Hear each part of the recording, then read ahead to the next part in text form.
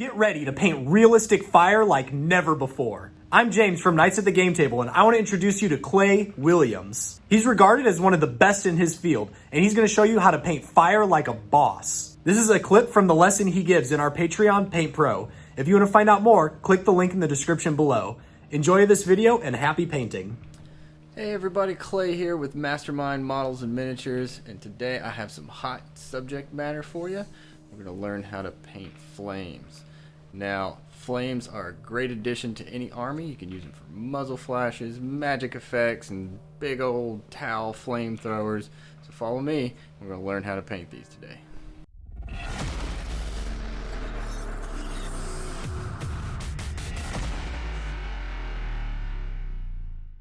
So the first thing we want to do when we start our flames, we want to get a good primer coat. Now this edition is a 3D print and it's been pinned through the middle to attach it to the end of the flamethrower here.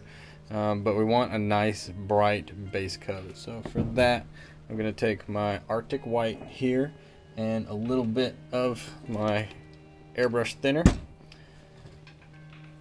Want to thin down our game color paints if they are not air paints. Don't need a whole lot. The Arctic White is a little bit of a heavier body white, so I want to mix it about 50-50 here with my thinner. Take an old crappy brush and mix that stuff around right in the cup of our airbrush here. Get a good consistency for working with. Now, I'm a commission painter, so I do mix in my cup a lot because I work fast, so it's safer to mix in another container and then pour in. There we go. Alright, turn my pressure down just a little bit and start laying in a base coat. Now it's almost like a prime. We want it to be fairly thick.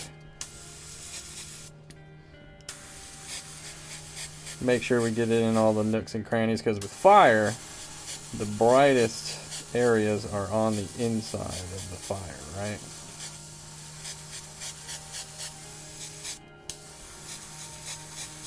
It may look bright when you first put it on, then when it dries it'll tone down a little bit. What I really want to do is get a nice solid white coat on this flame here. That way our oranges and our yellows will turn out a lot brighter when we apply them, instead of being dull and having to put on a whole bunch of coats of paint. You just get this white in here. Now with these flame effects, there's a lot of little nooks and crannies, so be real careful to get down in the cracks if you can.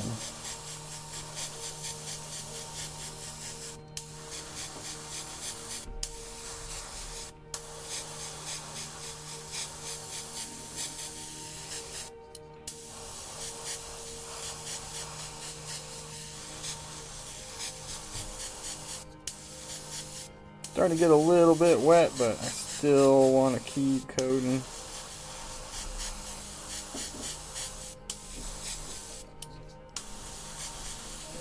Making sure that the fire right next to the muzzle here is nice and bright.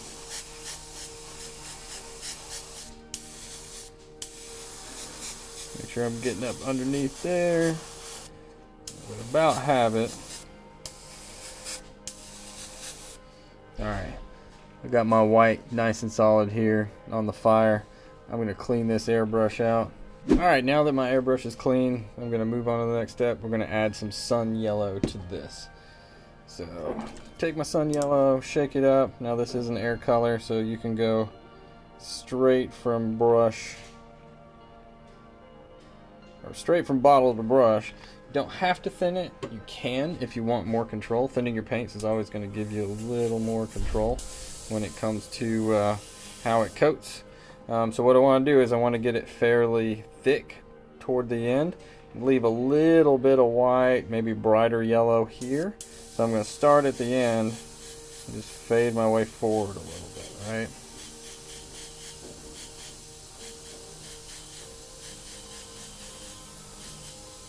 making sure to get a nice solid coat toward the tip of the flame. And then again, a little bit of a fade going toward the end. That way we can have our brightest hot flame shooting right out of the tip, right? And again, I want to, down here, make sure that I get really deep into those cracks and crevices. It's okay if we miss a little bit of it because we got that white in there, and that white's going to act as a nice hot bright point for our fire.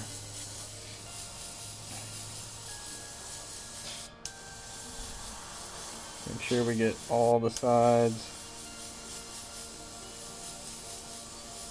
Small, tiny sprays, controlling how much paint's going on there.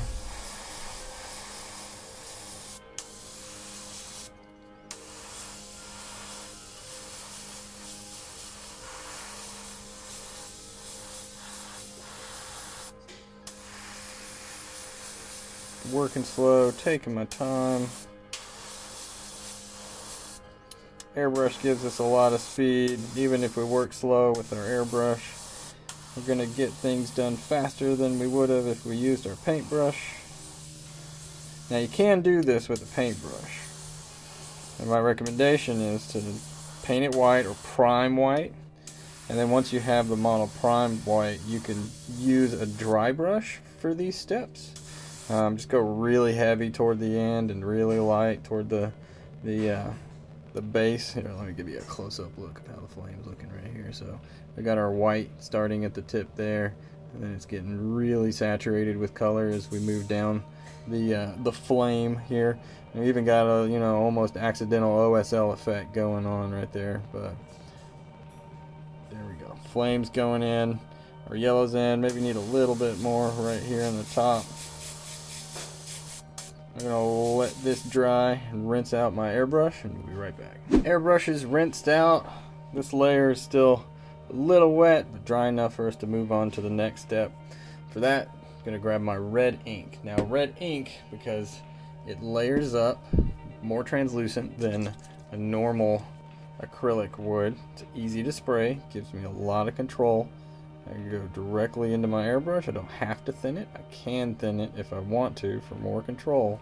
But what it's going to do is it's going to blend with this yellow on the surface. It's going to give us this nice bright orange that we want for our lower tones as we're moving through the tones for fire. Now I got my pressure a little bit high. Give a test spray here. Decorate my night's map. Alright, same as before, I want to move down the flame. I don't want to blow out all my yellow. So I want to layer up that fire effect. Kind of hitting the high points, using the model, it kind of obscures itself. This is where we can leave some of that yellow on the inside of the flame, right? Starting to look pretty hot.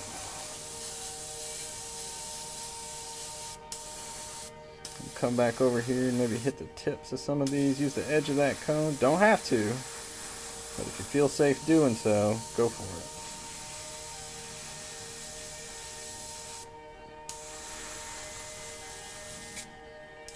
it. A little bit of a clog, clear that out. Don't overwork it, right? These are very tiny sprays going on here, right? Don't need a whole lot of that red ink, because that red is, even though it's an ink, it's still a really strong color. And if we use too much, we're going to start getting rid of our nice hot flame effect. So we could stop here if we wanted to, but I want to show you one more little step that we're going to do with this flame. It's going to add some a little bit of that hot smoke toward the end.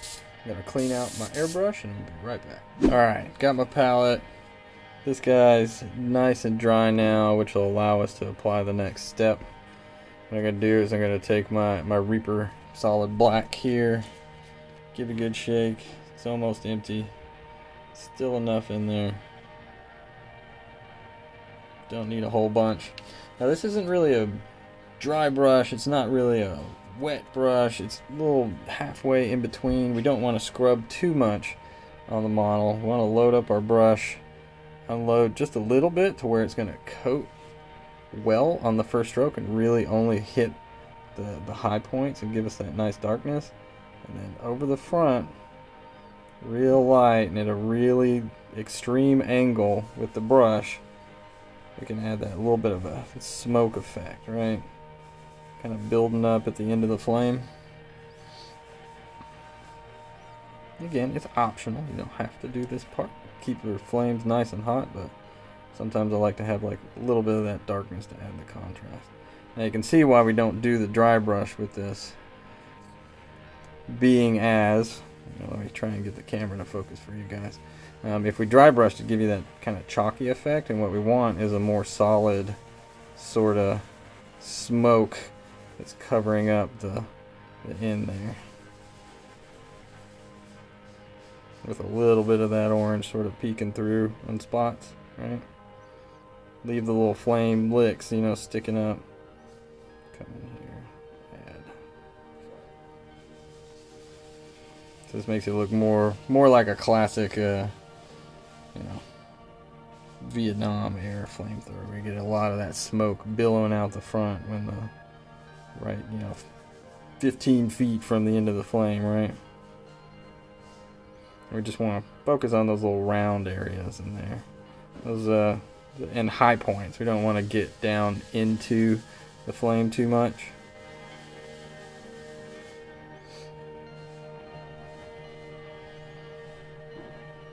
A little bit more solid on this side. Keep building it up a little bit, just so it all matches around. Hot fire breaking through the smoke a little bit there, almost like a lava effect, right? Got just a tiny bit back here. Again, keeping to the low points of the flame. We don't want to get the fire that's coming out of the front. It's kind of the smoke that's trailing along underneath the fire, right?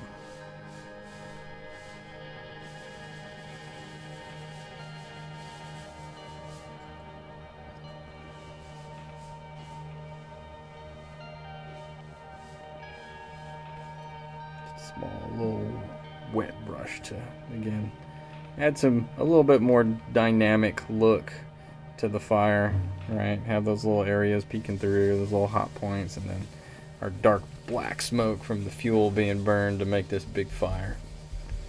Well, alright, that is it for learning how to paint a fire effect. Now, if you're a Knights member, we're gonna keep going, and we're gonna show you how to paint the OSL, and I'm gonna paint up a suit over here, do some of that fire effect. So if you're interested in that, you might want to check it out. But thanks for watching. This is Clay. We'll see you next time.